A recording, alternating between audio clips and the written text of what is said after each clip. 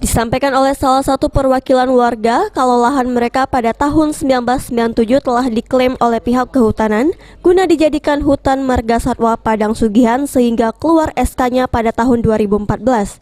Usaha lahan tersebut telah diusahakan masyarakat sejak tahun 1965 dan ada surat SPH dari tahun 1980 sampai 1985 seluas 14.013 hektar. Dan juga pada tahun 1936 telah diterbitkan surat Argendum Porfonding seluas 12.600 atas nama warga.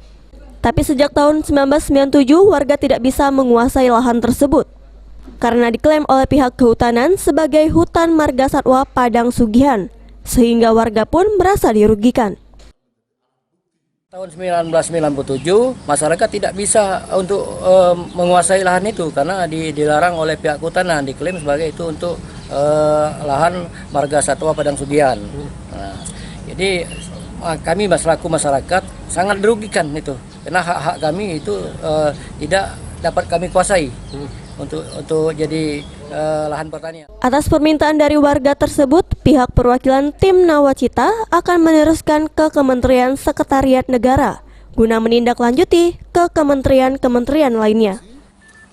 Terkait dengan apa yang mereka sampaikan dan dari kelompok masyarakat ini kan telah terbentuk badan hukumnya adalah Koperasi Tanjung Rasau dan telah berkirim surat kepada Presiden dan kami telah menerima itu untuk selanjutnya diteruskan kepada Kementerian Sekretariat Negara untuk dapat menindaklanjutinya kepada kementerian-kementerian terkait dalam melakukan identifikasi dan analisa lanjutan terkait dengan apa yang disampaikan oleh kelompok masyarakat desa 8 desa yang tergabung dalam Koperasi Tanjung.